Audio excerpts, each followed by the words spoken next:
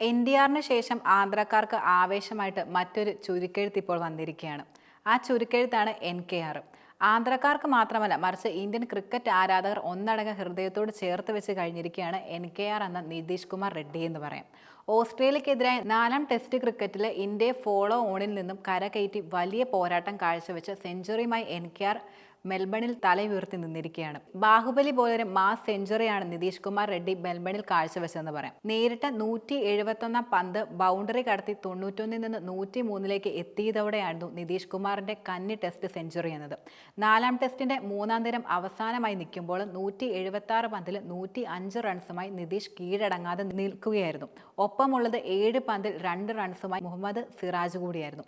മഴയെ തുടർന്ന് മത്സരം അവസാനിപ്പിക്കുമ്പോൾ 1ാം ഇന്നിംഗ്സിൽ 358 എന്ന നിലയിലാണ് ഇന്ത്യ ഓസ്ട്രേലിയ 1ാം ഇന്നിംഗ്സിനേക്കാൾ 116 റൺസിന് പിന്നിൽ നിൽക്കുന്നത്. അപ്പം മഴയെ തുടർന്ന് ഒരു ഘട്ടത്തിൽ മത്സരം നിർത്തിവെക്കുമ്പോൾ നിതീഷ് കുമാർ റെഡ്ഡി 119 പന്തിലും 85 റൺസുമായി ഗ്രീസിൽ നിലനിൽക്കുകയായിരുന്നു. വീണ്ടും മത്സരം ആരംഭിച്ചപ്പോൾ അമിതമായിട്ടുള്ള ആവേശമൊന്നും കാണിക്കാതെയാണ് ഈ 21-കാരൻ ബാറ്റ് ചെയ്തത്. അപ്പം 119 പന്ത് നേരിട്ട് 85 റൺസുമായി നിൽക്കുന്ന ഒരു ബാറ്ററിനെ പോലെ അല്ലായിരുന്നു നിതീഷ് എന്ന് പറയാം. അപ്പം അക്കൗണ്ട് തുറക്കാതെ ഗ്രീസിലേക്ക് ആദ്യമായി എത്തുന്ന ഒരു ബാറ്ററിൻ്റെ ശ്രദ്ധയായിരുന്നു നിതീഷ് ആ മത്സരത്തിൽ കാഴ്ചവെച്ചിരുന്നത്. അപ്പോൾ 85 പന്തിൽ 97 എത്താനായി 48 പന്ത് നിതീഷ് നേരിടുകയും ചെയ്തു.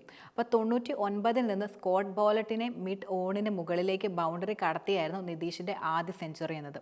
സെഞ്ചുറിക്ക് ശേഷം ബാഹുബലി മോഡലിൽ ബാറ്റ് ഗ്രൗണ്ടിൽ കുത്തി നിർത്തി അതിന് മുകളിൽ ഹെൽമറ്റ് വെച്ച് ഒരു കാലിൽ മുട്ടുകുത്തി ആകാശത്തേക്ക് ഇടത് കൈ ചൂണ്ടിയായിരുന്നു നിതീഷ് ആഘോഷം കാഴ്ചവെച്ചത്. അപ്പോൾ അർദ്ധ സെഞ്ചുറി തികച്ച ശേഷം പുഷ്പ മോഡലിലെ ബാറ്റിങ്ങിന് പുറം കൊണ്ട് താടി തടവുന്ന ആക്ഷൻ കാണിച്ചായിരുന്നു നിതീഷ് ആഘോഷ പ്രകടനം നടത്തിയത്. അപ്പം നേരിട്ട് 81ാം പന്തിലായിരുന്നു നിതീഷിൻ്റെ അർദ്ധ സെഞ്ചുറി എന്നത്.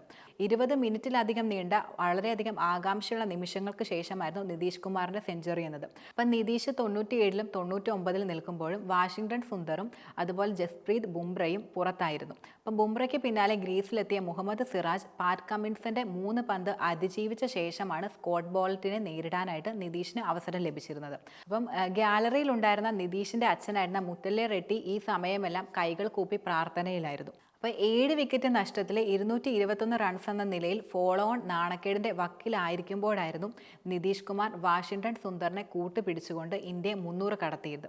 അപ്പോൾ 5-ന് 164 എന്ന നിലയിൽ 1ാം ഇന്നിംഗ്സ് 4ാം ദിനം പുനരാരംഭിച്ച ഇന്ത്യക്കും 191 റൺസിൽ ഋഷഭ് പന്തിനെയും അതുപോലെ 221 വെച്ച് രവീന്ദ്ര ജഡേജയും നഷ്ടപ്പെടുകയായിരുന്നു.